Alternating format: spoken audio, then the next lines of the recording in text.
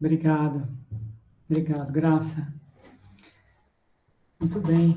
Pessoal, vou pedir primeiro a Jesus, a espiritualidade, os amigos espirituais, as consciências que tutelam-nos, que nos inspirem, para que a gente possa aproveitar da melhor forma esse momento, conduzindo-nos a bom termo.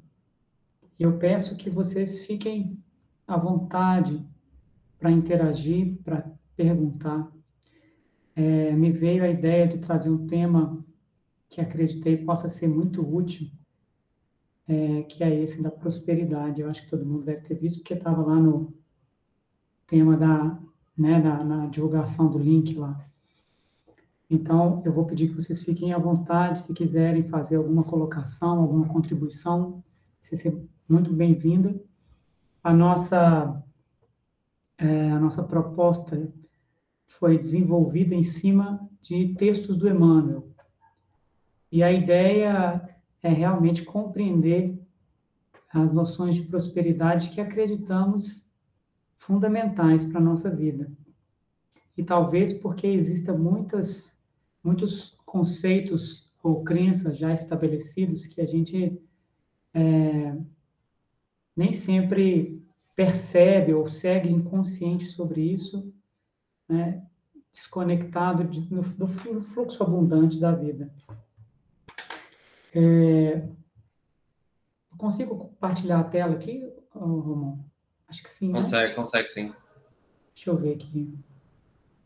Uma guia. Ok. Muito bem, deixa eu colocar aqui a apresentação. Isso. Bom, vamos ver se o PowerPoint vai ajudar aqui a apresentação, que eu fiz tudo dentro do possível. Vamos ver se vai funcionar tudo direitinho, mas vamos lá. Eu vou deixar a tela aqui com o PowerPoint, mas de vez em quando eu tiro para a gente poder interagir de uma forma mais direta, mas se alguém quiser perguntar, por favor, fique à vontade, tá? Eu resolvi colocar no PowerPoint porque tem algumas coisas que eu gostaria de ler com vocês, e isso acho que pode ser bastante útil. O tema da prosperidade é um tema que me toca significativamente. Eu trabalho como terapeuta atualmente e, claro, vejo isso bastante com as pessoas que eu atendo, né? Então, eu acreditei que isso pudesse ser algo de grande valor. E quando eu estava buscando os textos de prosperidade, tem um texto do Emmanuel que ele começa dizendo isso: prosperidade na terra quer dizer fortuna e felicidade. E aqui é onde eu coloquei essa questão, que é qual o seu conceito de prosperidade? Eu quero fazer aqui uma leitura de um capítulo do livro Pensamento e Vida, que é esse aqui. Particularmente, eu tenho um grande... Claro que essa capa aqui é um pouco antiga, né? Mas um grande carinho por esse livro. É um dos livros mais encantadores do Emmanuel e talvez um dos livros espíritas que tenha, assim, um significado muito expressivo para a nossa vida humana. Segundo o Emmanuel, inclusive na introdução desse livro, ele diz que é como se fosse uma espécie de cartilha que os reencarnantes estudam antes de vir para a Terra. Então, um dos capítulos é prosperidade. Deixa eu ver aqui. Eu vou para poder trazer um pouco sobre essa questão do conceito, eu vou fazer uma leitura corrida aqui do texto e eu vou pedir que vocês fiquem bem atentos à leitura, porque isso é uma forma da gente frequenciar o campo, da gente criar sintonia, da gente elevar a frequência através dessas palavras do texto que o Emmanuel traz para nós. E depois nós vamos desenvolver aqui alguns pontos relacionados à prosperidade, a sintonia ou o desenvolvimento da prosperidade nas nossas vidas. Prosperidade. Prosperidade na Terra quer dizer fortuna, felicidade. Grande parte das criaturas almejando-lhe a posse, pleiteia relevo, autoridade e domínio. Gastam-se largos patrimônios da existência para conquistar-lhe o prestígio e não falta quem surja no prélio, estudando as forças ocultas para incorporar-lhe o bafejo. Milhões dos homens de hoje vivem à cata de ouro e predominância com o mesmo empenho com que antigamente, em aprendizados mais simples, se entregavam aos mistérios primitivos da caça e pesca. É que, na procura desse ou daquele valor da vida, mobilizamos a energia mental, constituída à base de nossas emoções e desejos. O espelho do coração, constantemente focado no rumo dos objetos e situações que buscamos, traz-nos à rota os elementos que nos ocupam a alma. Não esqueçamos, todavia, que na laboriosa jornada para a glória divina, nos confundimos sempre com aquilo que nos possui a atenção, demorando-nos nesse ou naquele setor de luta conforme a extensão e duração dos nossos propósitos. Como no filme cinematográfico, em que a história narrada é feita pelos quadros que se sucedem ininterruptos, a experiência que nos é peculiar nessa ou naquela fase da vida constitui-se dos reflexos repetidos de nossos sentimentos, gerando ideias contínuas que acabam plasmando os temas de nossa luta, aos quais se nos associa a mente, identificando-se de modo quase absoluto com as criações dela mesma, à maneira da tartaruga que, na carapaça formada por ela própria, se isola e refugia. Em razão disso, o conceito de prosperidade no mundo é sempre discutível, porquanto nem todos sabem possuir, elevar-se ou comandar com proveito para os sagrados objetivos da criação. Muita gente, pela reflexão mental incessante em torno dos recursos amoedados, progride em títulos materiais. Entretanto, se os não converte em fatores de enriquecimento geral, cava abismos dourados nos quais se submerge, gastando longo tempo para libertar-se do azinhavre da usura. Legiões de pessoas no século ferem o solo da vida com anseios repetidos de saliência individual e adquirem vasto renome na ciência e na religião, nas letras e nas artes. Contudo, se não movimentam as suas conquistas no amparo e na educação dos companheiros da senda humana, quase sempre, muito embora fugirem nas galerias da genialidade, sofrem o retorno das ondas mentais da extravagância que emitem, caindo em perigosos labirintos de purgação. Há, por isso, muita prosperidade aparente, mais deplorável que a miséria material em si mesma, porque a mesa vazia e o fogão sem lume podem ser caminhos de louvável reparação, enquanto o banquete opíparo e a bolsa farta, em muitas ocasiões, apenas significam avenidas de licença que correm para o despenhadeiro da culpa, de onde só conseguiremos sair ao preço de longos estágios de perturbação, na perturbação e na sombra.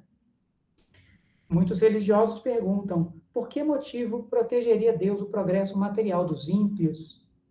Em verdade, porém, semelhante fortuna não existe, de vez que a prosperidade ausente da reta conduta não passa de apropriação indébita e é como roupa brilhante cobrindo chagas ocultas, que exigem a formação de reflexos contrários aos enganos que as originaram, a fim de que a prosperidade legítima, a expressar-se em serviço e cultura, amor e retidão, confira ao espírito reflexo dominante da luz. Muito bem, pessoal. Deixa eu...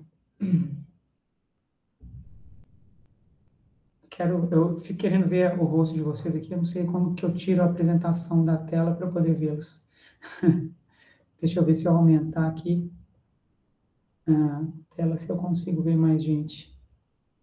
Mas acho que no Google é automático isso aqui, mas tudo bem.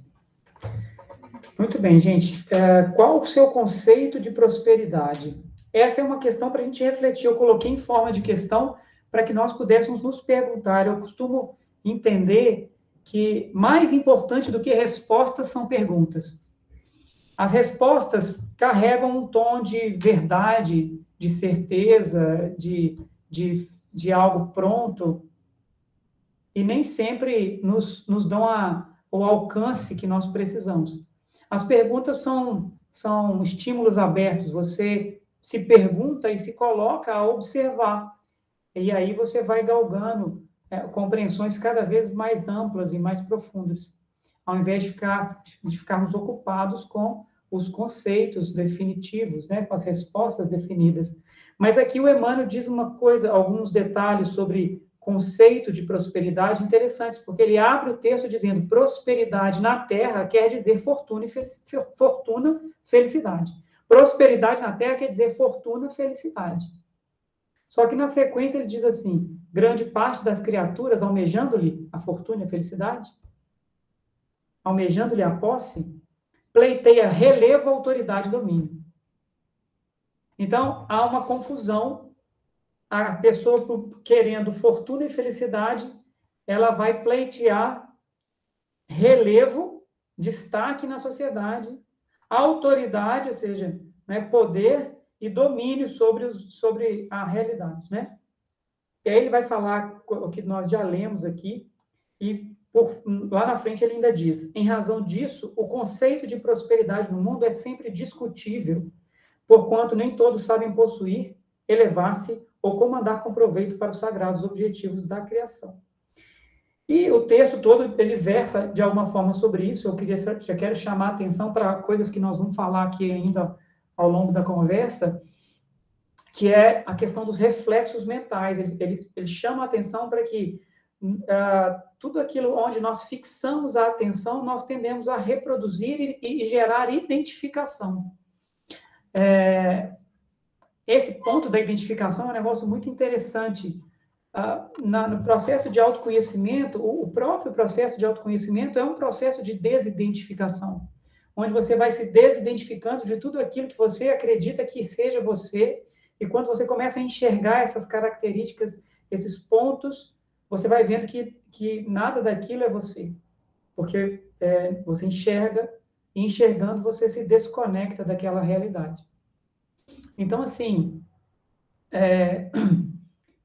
quando nós fixamos a nossa atenção em algo, nós tendemos a nos identificar com aquilo. Então, isso é muito importante no que diz respeito à prosperidade, né? E entender vários conceitos e vários aspectos da prosperidade. E um ponto aqui, deixa eu ver qual que é o próximo aqui. Eu sou próspero, é preciso observar a nossa sintonia e vibração. Isso aqui é o que nós vamos desenvolver agora, mas eu quero abrir isso com essa ideia, com esse conceito de que a vida por natureza, abundante, né? Isso é da natureza divina, ou seja, não existe limite, não existe restrição no que diz respeito à criação divina. E isso é visível na natureza, onde você vê as árvores. É bonito quando o Emmanuel, por exemplo, traz a ideia de que na Terra nós temos uma abundância tal que você planta uma semente e você tem algo como que poderia se chamar de infinitos frutos, porque a árvore passa ao longo dos anos na vida com frutos constantes, te entregando frutos durante toda a vida a partir de uma única semente. Então, essa é a realidade da criação divina, da vida, que é essa abundância. Então, por que nós não estamos conscientes dessa abundância? Será que nós nos sentimos prósperos? Nós estamos felizes com a nossa condição de vida? Ou, em muitos momentos, nós nos sentimos angustiados, almejamos outras questões, né? Pensamos em ter mais recursos, ou sentimos que passamos dificuldade, nós queríamos ter uma vida um pouco mais digna, um pouco mais, né, ancorada do ponto de vista financeiro. E isso não é, de fato, nenhum pecado, né? Almejar um bem-estar, isso, se não me engano, está no Livro dos Espíritos, acho que eu não vou compartilhar aqui para não... Se não me engano, está no Livro dos Espíritos, mas não vou compartilhar para a gente não ficar trocando de tela, mas vou ler aqui, onde ele vai falar sobre, no capítulo 5, se não me engano, do livro 3. Deixa eu ver se está aqui. Isso. Questão... né? aqui. Aqui, ó, 719 de O Livro dos Espíritos. Merece censura o homem por procurar o bem-estar?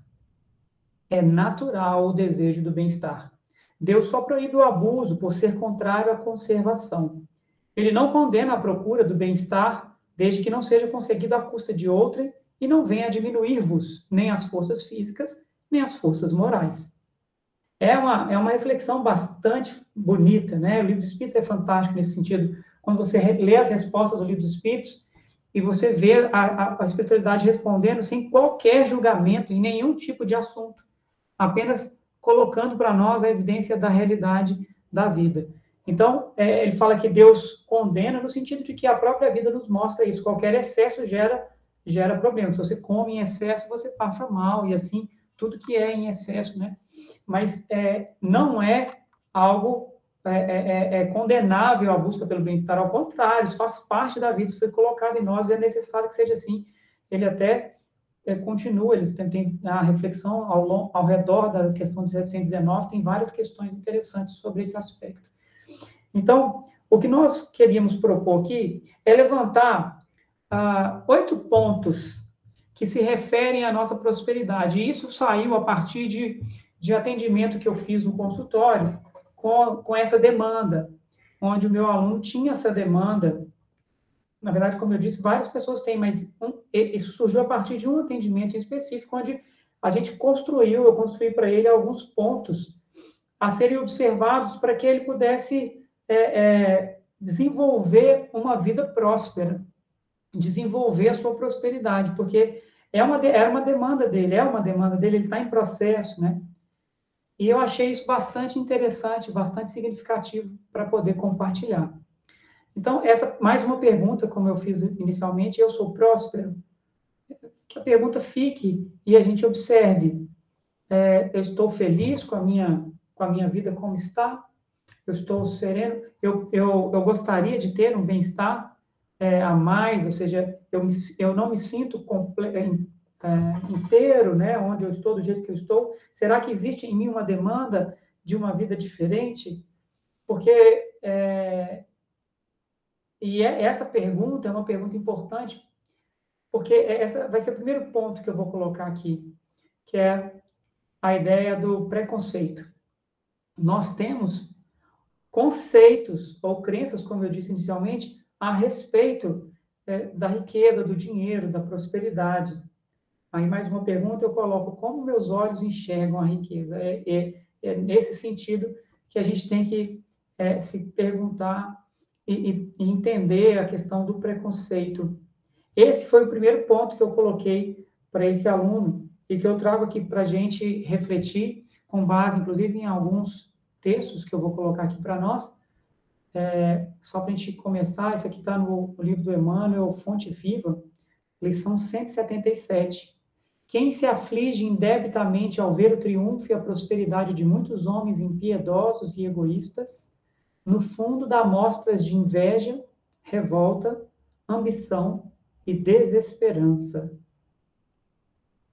É preciso que assim não seja. Afinal, quem pode dizer que retém as vantagens da terra com o devido merecimento?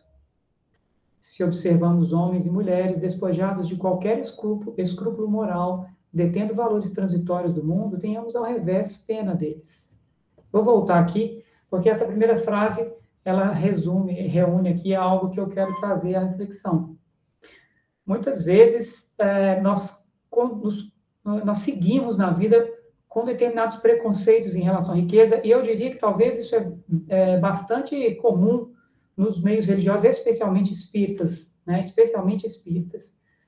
Pelo menos é onde eu vejo isso com bastante intensidade, onde há uma visão distorcida sobre a riqueza, uma falta de compreensão sobre o que seja prosperidade, a riqueza, o dinheiro, e sem entender que o dinheiro, a moeda, é a representante, né, é o representante de um fluxo de energia, né, porque tudo é energia na vida. E muitas vezes carregamos preconceitos em relação à riqueza e temos dificuldade de aceitar ou de olhar para a riqueza de uma forma respeitosa ou acolhedora. Tem um texto do Emmanuel, eu tentei procurar esse texto, mas não achei em qual livro que está, mas, se não me engano, é nessa coleção Fonte Viva, onde ele vai dizer que, assim, muitas vezes é extremamente fácil nós entregarmos uma cota de dedicação ou de recurso, o que quer que seja, né, de boa vontade, para aquele que segue numa condição inferior à nossa, do ponto de vista social. Agora, para aquele que segue numa condição social superior, muitas vezes nós não somos capazes de ter o mesmo posicionamento de reconhecimento, de acolhimento, de delicadeza, sabe? Muitas vezes nós olhamos para aquele que está colocado numa posição acima da nossa e nós temos ali alguma resistência, algum tipo de julgamento, né, de preconceito. E isso é um ponto que nos desconecta da prosperidade, da riqueza, dessa energia. Porque se eu olho para ela, se eu olho para aqueles que têm riqueza com desdém, com julgamento, vendo isso como algo desprezível, né, como pessoas que são de mau caráteres, ou seja, se eu associo uma coisa a outra, inconscientemente, eu não vou me permitir alcançar qualquer tipo de prosperidade. Porque se aqueles que são prósperos na minha mente, no conceito que eu carrego, são pessoas malsãs, são pessoas que ganharam aquilo de forma indébita, ou seja, são pessoas que não merecem o meu respeito ou que não merecem a minha consideração. Eu estou, claro, aqui colocando em termos genéricos, mas eu gostaria que cada um observasse na sua vida, no seu dia a dia, como que isso acontece. Eu falo de consciência. Às vezes a gente está no trânsito e aí se passa um carro mais humilde, a gente tem toda a paciência com esse carro. Mas se passa um carrão assim bem bacana, aí passa do nosso lado, nós logo já fazemos um comentário desairoso ou não temos o mesmo tipo de abertura, de gentileza que nós teríamos com uma pessoa que aparenta estar numa condição mais simples que a nossa, por exemplo. Então, essa visão daquele que está colocado numa condição melhor, ou seja, de um julgamento dos valores, né, da riqueza, daquele que possui, daquele que retém, daquele que tem em suas mãos uma grande quantidade de riqueza, muitas vezes nos impede, inconscientemente, de caminharmos para uma vida mais próspera. Faz sentido para vocês? Se alguém quiser ligar o microfone aí e falar, eu ficaria muito feliz. Eu não consigo ver todo mundo. Tiago, é muito engraçado porque a gente faz uma comparação no seguinte sentido, né? Porque no Evangelho fala que mais fácil um camelo passar por uma agulha do que o rico passar pelo entrar no reino dos céus. Isso. Só que as pessoas também se esquecem dos Salmos, em que o Senhor é todo-poderoso e nada me faltará. E naquele salmo trata justamente sobre as abundâncias da vida. Trata falando que nada vai faltará, que tudo lhe proverá e que tá tudo certo. Uhum. Então existem essas dicotomias e essas separações e justamente as pessoas se apegam normalmente ao momento detrator das coisas, né? Exato. Isso fala da nossa sintonia, né? Fala do lugar onde a gente está colocando a nossa sintonia, a nossa mente. E isso é um ponto importante, do ponto de vista da prosperidade, é um ponto importante. Atenção a isso. Como eu estou vendo a riqueza? Como que eu estou olhando para os mais ricos, para as pessoas mais prósperas? Qual é o meu conceito? O conceito que eu tenho sobre isso? E isso, com certeza, dependendo do conceito que eu sustento, isso vai impactar nas minhas possibilidades de ter prosperidade. Porque, como o Ramon falou, muitas vezes interpretamos a prosperidade como um pecado, a riqueza como um pecado. Isso não existe na Bíblia, no Evangelho, nem no Novo Testamento. Mas nós carregamos esse conceito, essa crença. Um outro exemplo de prosperidade, de abundância, né, é o próprio a bodas de Canaã. Quando Sim. Jesus, depois de esgotado o vinho comum na época, Jesus pega a água e transforma no bom vinho para Melhor ofertar vinho. no final, para sempre ofertar aquilo de melhor para as pessoas, né? E naquela época os casamentos demandavam 7 dias de duração. Então, naturalmente, a quantidade era vasta. Vocês já viram aquela série The Chosen? Eu sugiro aqui, não sei se vocês já ouviram falar, tem um aplicativo que você baixa ele, né, na loja de aplicativo, que chama The Chosen, né, os escolhidos, né, que são os apóstolos. The Chosen. Você baixa o aplicativo, é uma série, é gratuito o aplicativo e você vê lá gratuitamente. É aberto, eles fizeram a série a partir de doações, mas de uma qualidade muito fantástica e tem coisas muito legais. E quando você falou das bodas, eu lembrei do capítulo que fala sobre as bodas de Caná. É muito bonita a série, vale a pena, gente. Indico. Então, aqui, continuando nessa sintonia, nesse aspecto, o próximo ponto aqui a ser considerado deixa eu pegar aqui, isso que nós já lemos, né? É o medo e a culpa.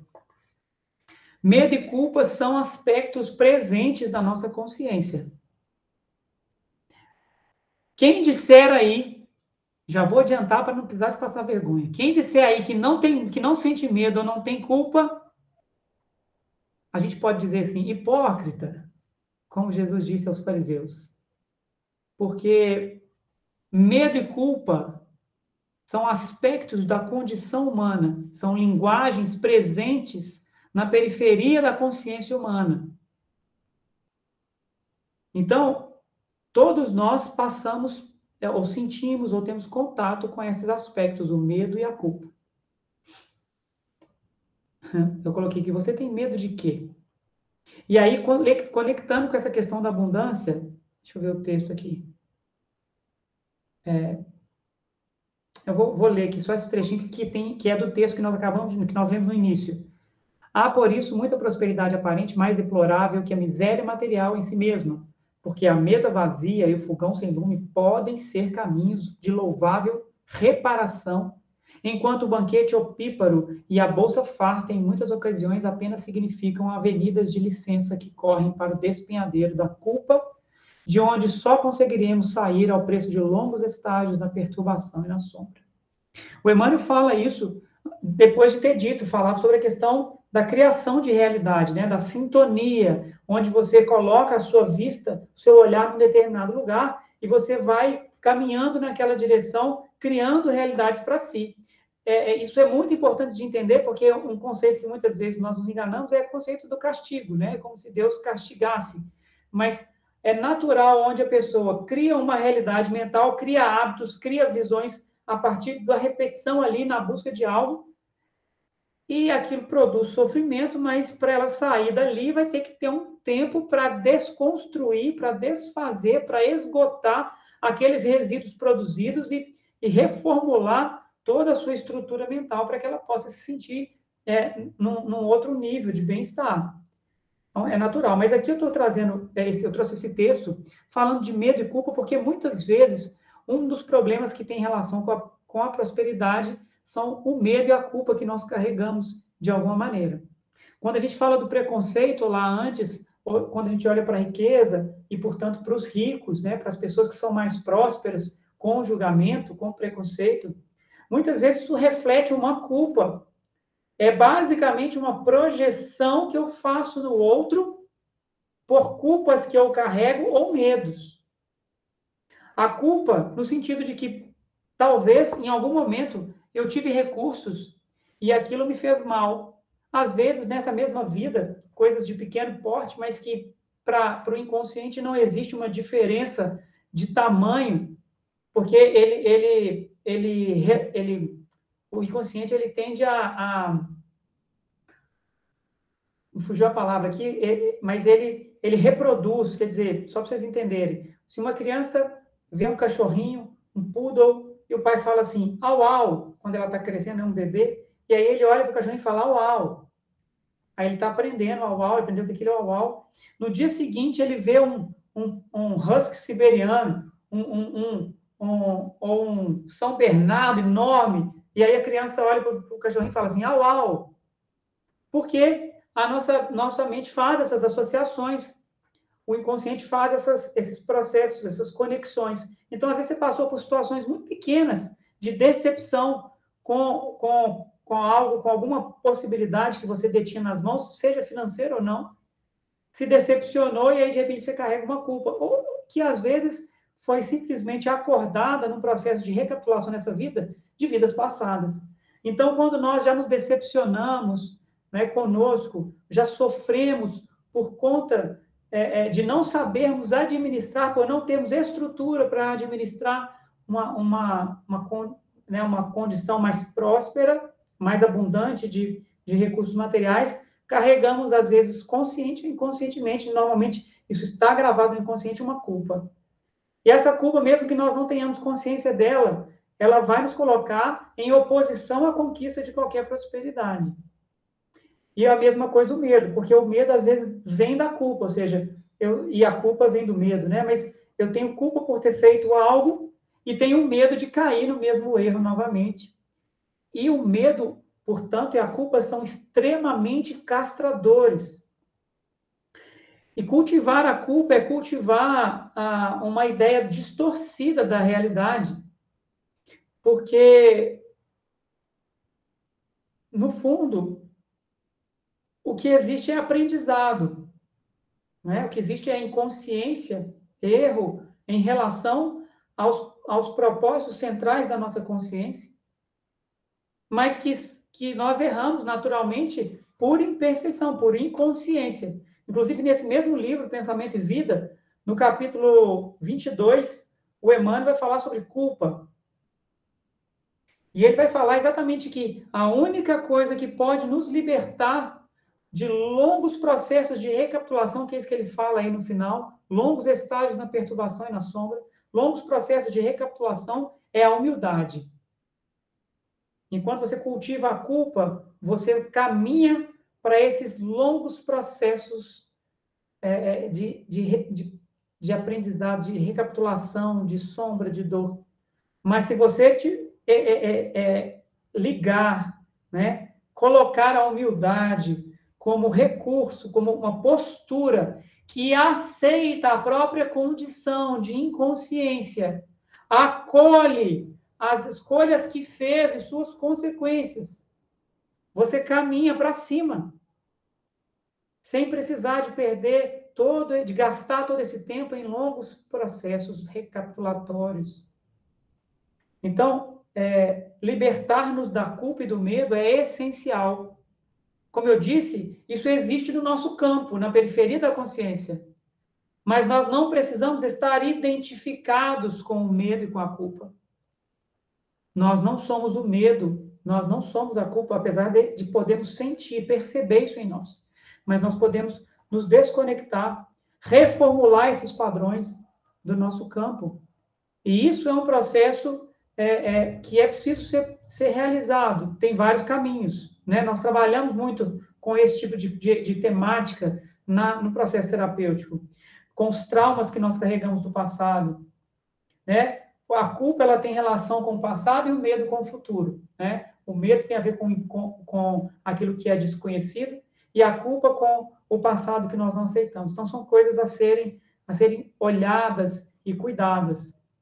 Aqui, ainda coloquei mais um trecho onde o Emmanuel diz: muita gente, pela reflexão mental incessante em torno dos recursos amoedados, progride em títulos materiais, entretanto, se os não converte em fatores de enriquecimento geral, cava abismos dourados nos quais se submerge, gastando longo tempo para libertar-se do azinhavre e da usura. Né? Tem a ver com isso tudo que nós estamos falando. Eu coloquei aqui provas, expiações e missões. Quando nós estamos na vida passando por um processo de constrangimento financeiro, né, material, E isso nos deixa né, constrangidos, assim, incomodados. Isso soa como expiação, né? Quando nós estamos passando por uma situação de necessidade, mas com muita integridade, isso tem mais cara de prova, né? Já um espírito mais consciente, que não está ali recapitulando alguma coisa necessariamente. E tem ainda as missões, aqueles que se colocam numa condição de falta de recursos materiais, a gente pode dizer assim, pelo menos aparentemente ou em algum nível, ou que vivem uma vida extremamente simples do ponto de vista material, sem quase nada, mas que tem a ver com o propósito, a missão em que estão colocados na Terra. Então, a simplicidade material não é problema, mas ela se você está numa condição e não está feliz dentro daquela condição, é preciso você observar isso, para entender como você está, porque dizer que eu tenho que aceitar a minha condição não resolve, de fato, o problema da aceitação. Aceitar, sim, do ponto de vista do momento presente, mas não quer dizer que você não deva fazer nada para mudar a sua realidade amanhã, no ano que vem, no futuro. Então, nós estamos falando aqui sobre pontos que podem ser observados para cuidar dessa condição na nossa vida. Não existe nada que nos diga que nós não devamos ser prósperos, abundantes. É importante que nós entendamos isso. Ao contrário, nós vamos ver, vou trazer mais coisas. Vamos lá, vamos caminhar para a gente poder passar por todos os pontos. Eu coloquei agora respeito, disciplina, cuidado, organização e compromisso. O trecho que eu separei aqui: necessitas da fonte para assegurar a abundância do celeiro, mas se lhe impedes o curso natural sem dar-lhe represa inteligente, nada farás com ela senão charcos destruidores. Assim, na experiência comum, analisa a tua posição e função e faz o melhor que possas. Todos sabemos que, por suas qualidades e possibilidades polimórficas, a inteligência humana não é literalmente comparável aos elementos simples da natureza, mas com os nossos enunciados queremos tão somente dizer que se o homem pode e deve servir de múltiplos modos a benefício dos outros, é imperioso compreender que, sem disciplina, nos encargos que a vida lhe atribui, sem lealdade ante os compromissos que assume, será sempre um obreiro de êxito improvável e de eficiência impossível. Olha só esse texto, isso é muito significativo. E aí a gente traz essa outra reflexão em relação à prosperidade, em relação ao dinheiro, à riqueza. Isso é uma coisa que pessoas que trabalham no mundo financeiro, se for ler livros a respeito disso, vai tratar dessas questões, né? Respeitar a energia do dinheiro, respeitar os recursos materiais. Ou seja, ter organização, ter cuidado, ter compromisso, ter disciplina, ter uma boa atenção. Nós não estamos falando sobre sovinice, né? Nós não estamos falando sobre apego, nós não estamos falando sobre ajuntar indebitamente, nós estamos falando sobre organização, cuidado, compromisso com aquilo que está colocado nas suas mãos. Em todos os sentidos, do ponto de vista material, mesmo que não seja em termos de recurso financeiro. Ao próprio corpo físico, né? Cuidar do corpo físico, cuidar da saúde, cuidar da sua agenda e cuidar dos recursos materiais. O pessoal da área financeira diz assim que se você, o dinheiro, você precisa de respeitar o dinheiro. Se você não respeitar o dinheiro não te respeita. Mas isso serve para tudo na vida. Isso serve para todos os aspectos da nossa vida. Então, um terceiro ponto que nós estamos trazendo aqui é atentar para como eu cuido da minha vida material. Qual o nível de atenção que eu dou para a minha vida material? Então, esse cuidado, essa organização, aprender a ter responsabilidade com as coisas que estão sob sob minha responsabilidade com aquilo que está sob minha custódia, né? Com aquilo que está nas minhas mãos. O dinheiro, os recursos materiais, os bens materiais, ou como eu disse, o próprio corpo, ou recursos que sejam intelectuais, recursos que sejam os próprios relacionamentos que eu tenho, né, possibilidades que eu tenho diversas na vida. Respeito. Então, seria um terceiro ponto que eu coloco aqui. Perceba, tudo isso que nós estamos falando, se nós observarmos, necessariamente nos coloca num caminho de prosperidade. Necessariamente. Vamos lá, vamos seguir. Autoinvestimento. Eu ia colocar assim, invista em você, mas ficou muito coach. Ficou muito, assim, aquela coisa. Mas autoinvestimento, e para que eu não fique aqui falando, né, como se fosse uma ideia aí trazida, né, pelo mundo dos negócios ou qualquer coisa assim, eu vou trazer aqui elementos, né, textos e trechos que vão embasar o que nós estamos trazendo. E eu trouxe aqui multiplicação dos talentos, primeiro, aquela lembrança da passagem dos talentos, né, da parábola dos talentos, onde Jesus repreende aquele que enterrou o talento e não multiplicou. Não investiu no talento que foi colocado nas suas mãos. Considerando que o Senhor é Deus, como a fonte criadora da vida, aquele que sustenta a nossa existência, que existe em nós, se manifesta em nós, que nos dá, portanto, um talento, do ponto de vista da personalidade, do ponto de vista da manifestação, ele espera que nós possamos multiplicar esses talentos que estão nas nossas mãos. E talento é tudo aquilo que nós temos de possibilidades e recursos. Então, eu trouxe mais um texto do Emmanuel, que, na verdade, é a segunda parte do texto que eu já trouxe no primeiro ponto, que também é a lição 177 do Fonte Viva. A palavra do Cristo é clara e insofismável. Amontoa tesouros no céu, disse-nos o Senhor. Isso quer dizer, acumulemos valores íntimos para comungar a glória eterna. Efêmera será sempre a galeria de evidência carnal. Beleza física, poder temporário, prosperidade passageira e fortuna amoedada podem ser simples atributos da máscara humana, que o tempo transforma, infatigável. Amealhemos bondade, cultura, compreensão e simpatia. Sem o tesouro da educação pessoal, é inútil a nossa penetração nos céus, porquanto estaríamos órfãos de sintonia para corresponder aos apelos da vida superior. Cresçamos na virtude e incorporemos a verdadeira sabedoria, porque amanhã serás visitado pela mão niveladora da morte, possuirás tão somente as qualidades nobres ou aviltantes que houveres instalado em ti mesmo. Eu trouxe um trecho do Emmanuel, tem outros textos, é claro que eu não poderia ficar aqui lendo um monte de textos, mas tem muita coisa onde ele vai trazer sobre esse investimento. Aqui nesse mesmo texto, se não me engano, no Pensamento e Vida, ele vai falar a fim de que prosperidade legítima, finalzinho do texto, a prosperidade legítima a expressar-se em serviço e cultura, amor e retidão, confira ao espírito reflexo dominante da luz. O que eu quero dizer ao investimento? Investir em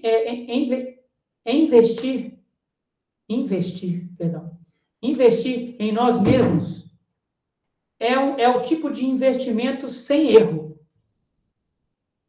Tudo que você gastar no seu desenvolvimento, e é claro, nós estamos falando que investir em si mesmo se ocupar em ficar satisfazendo ilusões, né, de prazeres efêmeros da nossa parte, porque isso não é investimento, isso é dinheiro pelo ralo. Mas investir em nós mesmos é um investimento que nós nunca perdemos. E investir em nós significa, sim, no nosso desenvolvimento pessoal, na cultura, ou seja, no estudo, no conhecimento. Mas investir nos valores que nós carregamos, em todo o aprendizado, tudo que nós pudermos investir nas nossas experiências. E isso tem um detalhe importante que eu costumo trazer para as pessoas, que o cuidar de nós mesmos, o nosso próprio desenvolvimento é algo que ninguém pode fazer por nós. Ninguém pode cuidar de nós mesmos, a não ser a gente mesmo. Só nós podemos, de fato, fazer o que precisa ser feito por nós. Então, essa é a nossa primeira responsabilidade na vida. Se você não cuida de você, do seu crescimento, do seu desenvolvimento interno, do ponto de vista intelectual, moral, né, espiritual, mental, emocional, físico, você não vai poder cobrar isso de ninguém. E se você é melhor para todos. Se você é um indivíduo aprimorado, você é um indivíduo aprimorado para todos que estão ao seu redor. Você é uma melhor peça para a sociedade, você é uma pessoa melhor para se conviver, você é o melhor pai, você é o melhor filho, você é o melhor marido, você é o melhor esposa, né? Eu estou vendo aqui o Lucas, falei marido, pai, mas esposa, filha, sabe, profissional. Aquilo que você aprimorar em você vai se refletir em todos os lugares, em todos os relacionamentos, em tudo que você fizer na vida. Isso é responsabilidade nossa. Cuidar de si, investir no próprio desenvolvimento. Não há perda nesse sentido. Você só ganha quando você está investindo no seu crescimento, no seu desenvolvimento. E isso também te coloca no processo de ancorar uma prosperidade que no fundo, né, a ideia da abundância é ter tudo o que é necessário para a vida. Não faltar o necessário, porque no fundo não falta. Mas nós estamos trazendo aqui os pontos pelos quais talvez nós estejamos impedindo a abundância de fluir na nossa existência. E aí eu coloquei mais um ponto que é conexão. Oração e sintonia. E na grande romagem, todos somos instrumentos das forças. Isso aqui está no livro, Nos Domínios da Mediunidade, a introdução do Domínio da Mediunidade. Maravilhoso esse texto do Emmanuel, na introdução do livro do André Luiz. E na grande romagem, todos somos instrumentos das forças com as quais estamos em sintonia. Todos somos médiuns dentro do campo mental que nos é próprio, associando-nos às energias edificantes, se o nosso pensamento flui na direção da vida superior, ou às forças perturbadoras e deprimentes, se ainda nos escravizamos às sombras da vida primitivista ou torturada. Cada criatura, com os sentimentos que lhe caracterizam a vida íntima, emite raios específicos e vive na onda espiritual com que se identifica. E ainda para completar, do livro Paz e Renovação, diz-nos o Senhor: batei e abrir-se-vos-á, pedi e obtereis. Este mesmo princípio governa o campo das vibrações. Insiste no bem e o bem te garantirá. Lembro também da frase que titula um dos capítulos do Evangelho segundo o Espiritismo, onde diz: faça a tua parte, o céu te ajudará. Então, aqui é um lugar de nós atentarmos para a geração de sintonia, para a elevação da nossa frequência, da nossa vibração. Isso é importante a gente entender, gente, porque nós estamos falando de prosperidade dentro de um conceito, dentro de valores cristãos, espíritas, que é o que nos norteia aqui. Então, ser próspero, como o Emmanuel já trouxe um texto, não é um grande problema do ponto de vista financeiro. Existem caminhos para alcançar essa prosperidade. Acontece que isso não faz sentido para nós. Mas dentro daquilo que é justo e honesto, daquilo que é verdadeiro, existe um caminho para que possamos desimpedir a abundância, o fluxo da abundância na nossa vida. Eu não sei se eu estou falando aqui, todo mundo já está tranquilo com isso, todo mundo se sente abundante e tal, mas, de qualquer forma, mesmo aqueles que se sentem abundantes, que sentem que está tudo maravilhoso, que nada falta, eu acredito que tem pontos que podem nos ajudar em termos de reflexão. Então, quando a gente fala de conexão, a gente deve se perguntar assim: o que eu estou fazendo no meu dia a dia, na minha rotina, nos meus hábitos, que eleva a frequência da minha consciência, que me põe em mais alto potencial de vibração e irradiação da minha luz, da minha energia, daquilo que eu carrego comigo. Porque isso vai garantir poder pessoal, vai garantir autoridade moral.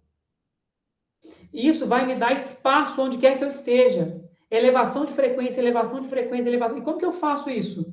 Oração, meditação, eu diria respiração, momentos de conexão, usar recursos que te elevem, que façam você sair das baixas frequências do medo, da culpa, do orgulho, do egoísmo, que vibram sim no nosso campo, inevitavelmente, e acessar campos de silêncio, de intuição, de criatividade, sabe? De amorosidade também, por que não? Então, elevação de frequência, mas nós estamos falando da intimidade. Nós não estamos falando de atos, porque a gente confunde. A gente acha que se eu for lá dar um sorriso para a pessoa, não que essas coisas não sejam importantes, não tem valor, não é disso. Estou falando sobre padrão vibratório interno. Frequência em que nós estamos realmente vibrando. Porque não é algo de aparência. Eu posso ir ali no centro, fazer uma palestra, posso dar uma cesta básica, posso participar de uma reunião mediúnica, eu posso dar um sorriso, eu posso fazer várias coisas do ponto de vista da ação. Posso dar palestras lindas. Mas, para que eu possa verificar em que frequência eu estou, eu tenho que observar os meus sentimentos, as minhas emoções, os valores que estão me conduzindo, como que eu estou me sentindo diante da vida. Como que eu estou colocado internamente? É realmente subir a frequência, acessando valores mais altos do nosso espírito. Porque, como diz Paulo, o espírito está pronto, mas a carne é fraca. Então, é ir subindo para ir acessando os valores do espírito e descendo com isso para a carne, descendo com isso para a matéria, descendo com isso para o corpo, para a vida material. Então, eu preciso de momentos de sintonia, de elevação, de conexão. E cada um pode encontrar caminhos para isso.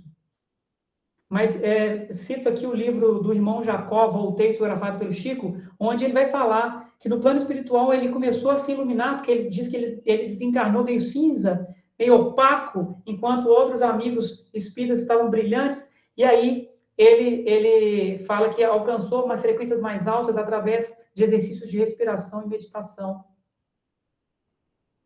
Isso são coisas que nós devemos considerar no nosso dia a dia.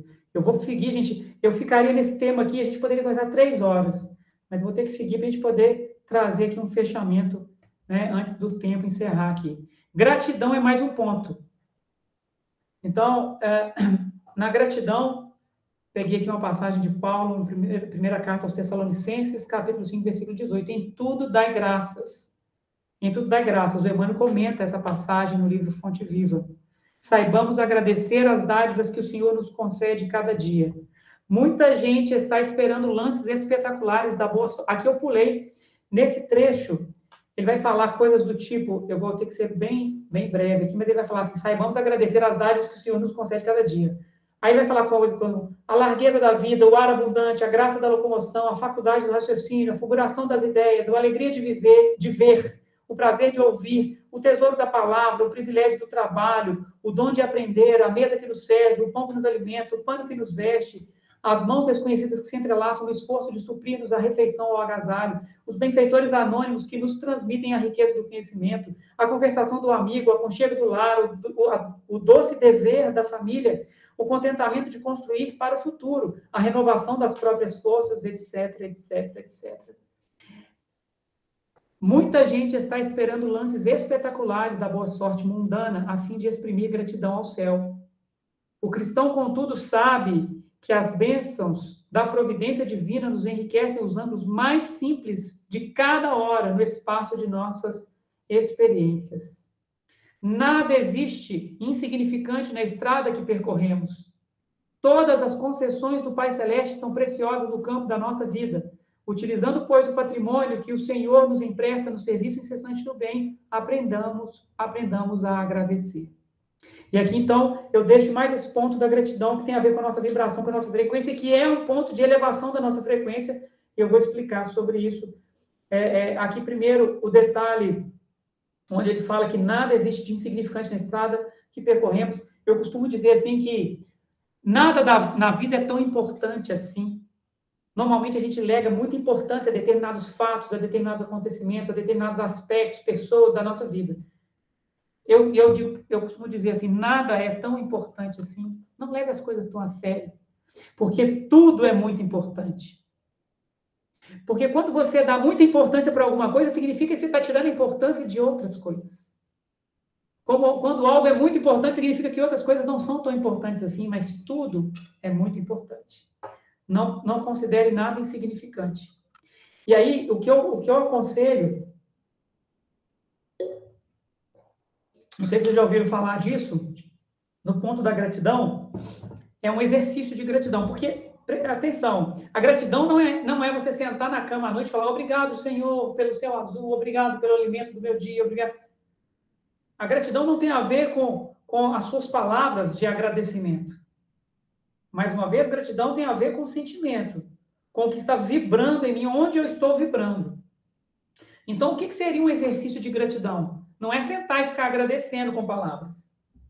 Porque isso não vai necessariamente mudar a sua frequência. Pode ser só hipocrisia, só superficialidade. O que seria um exercício de gratidão? Você sentar à noite, antes de dormir, no final do dia, pegar um papel e escrever 3 coisas, todo dia, 3 coisas apenas, pelas quais você é grata naquele dia. Pelas quais você é grata naquele dia, nesse dia que está terminando. Você escreve 3 coisas. Pode ser a brisa que você sentiu no rosto quando você estava caminhando de manhã, indo na padaria. Pode ser um passarinho que cantou, ou pode ser a loteria que você ganhou. Podem ser coisas que o nosso ego considera grandes ou pequenas. Não importa. Mas enxergue 3 coisas pelas quais você realmente é grato. Então, nós não estamos falando de agradecer aleatoriamente. Coisas que te tocaram o coração. Coisas que te tocaram a sensibilidade e que te moveram de alguma forma. 3 coisas ao longo do dia. Podem ser bem pequenas, bem simples. Coloque no papel, porque nós estamos falando de gratidão verdadeira. Nós estamos falando de algo que já te tocou, algo que fez sentido para você. Então escreva 3 coisas. E depois escreva por que você é grato por aquilo. Faça isso todos os dias. A tendência é que esse espaço de gratidão vai crescendo dentro de você. A tendência é que a gratidão vá ganhando espaço no seu psiquismo. Faça isso. Vamos passar aqui adiante mais um pouco. Multiplica. Aí vem aquela velha história, é dando o que se recebe, é perdoando o que se é perdoado, e é morrendo o que se vive para a vida eterna. Reparte com o próximo os valores que transportas no espírito. Aquele que verdadeiramente serve, distribui sem nunca empobrecer-se. Quem mais deu e quem mais dá sobre a terra é Jesus Cristo, cuja riqueza verte infinita dos tesouros do coração. Dividir, repartir é multiplicar. Então, não se esqueça desse detalhe, né? Observe a vida. Seja generoso, no sentido de seja como as árvores do seu pomar, né? Que dão para continuar a viver, como diz o poeta Gibran, Khalil Gibran.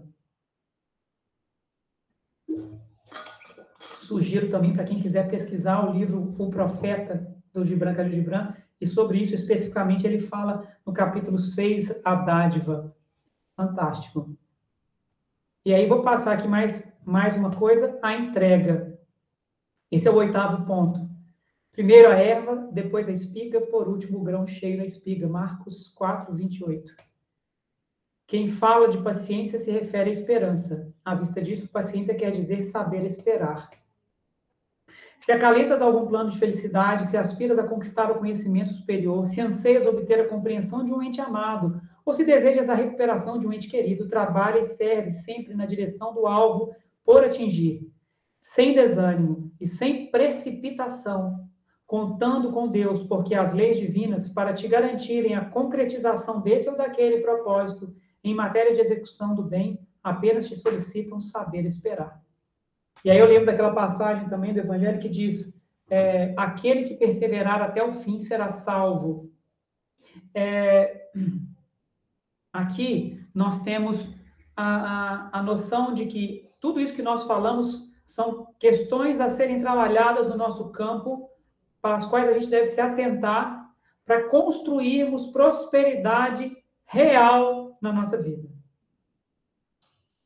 A vida é abundante.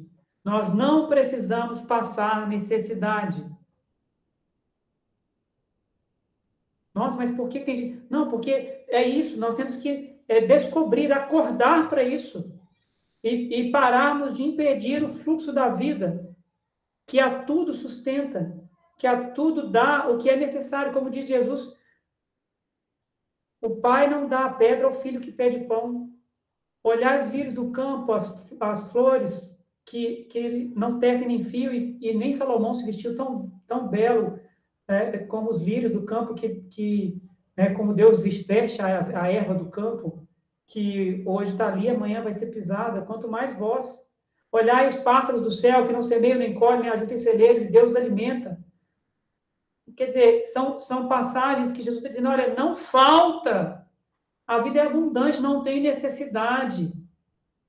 Conexão, conecte-se, compreenda, aceita. E aí, em todos esses pontos que nós estamos falando, são vários aspectos para nós olharmos a nossa vida e ajustarmos. Por fim, temos a entrega, confiança, porque isso garante a sintonia, a conexão com essa abundância. Porque se você se impacienta, significa que você não confia, não acredita. Se você não acredita, se você não tem fé, se você não confia nessa verdade, nessa realidade, você está criando impedimento para que isso possa fluir. Então, existe um espírito de sequência. Por isso que eu coloquei essa passagem, primeiro a erva, depois a espiga, depois, por último, o grão cheio da espiga. Existe um espírito de sequência pelo qual nós devemos passar na construção de algo. Tudo que é sólido, tudo que é construído sobre a rocha tem um tempo, tem um processo estabelecido sobre valores. Tudo que aquela história de que vem rápido, vai rápido, né? Você só consegue construir coisas rápidas que sejam pueris, que sejam sem valores mais substanciais, mas de uma forma consciente, vá confiante, passo a passo, que tudo se organiza.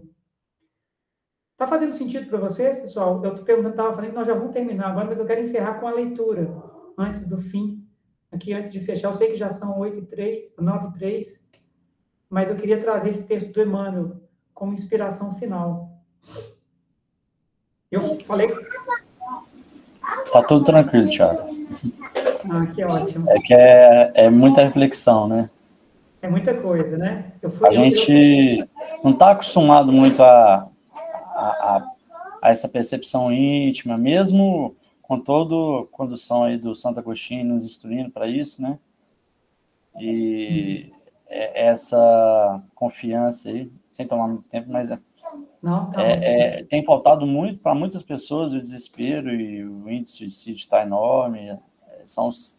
São épocas difíceis para todos, né? Mas temos que confiar mesmo, manter firme. Sim, isso que você falou, né, do pouco conhecimento que nós temos dessa realidade, gente, não tem outro caminho. Não tem outra coisa a ser feita. Nós precisamos dedicar energia, tempo ao trabalho do autoconhecimento. E autoconhecimento não é autojulgamento, é autoobservação. É tempo com você, é silêncio entre você, tempo com você e o silêncio, você e Deus, você e o mistério. É preciso que você observe, não julgue o que você vê, não analise a sua personalidade, os seus defeitos e qualidades. Observe, descubra, não tem outro caminho. É preciso dedicar tempo, assim como você dedica algum tempo a escovar o dente para manter a saúde da sua saúde bucal, assim como você dedica um tempo para lavar o seu corpo, tomar um banho para manter a sua saúde física. Você precisa de dedicar um tempo, todos os dias, para sustentar a saúde e o desenvolvimento do seu espírito, da sua alma, para que você possa expandir a sua consciência. Não tem jeito. Não tem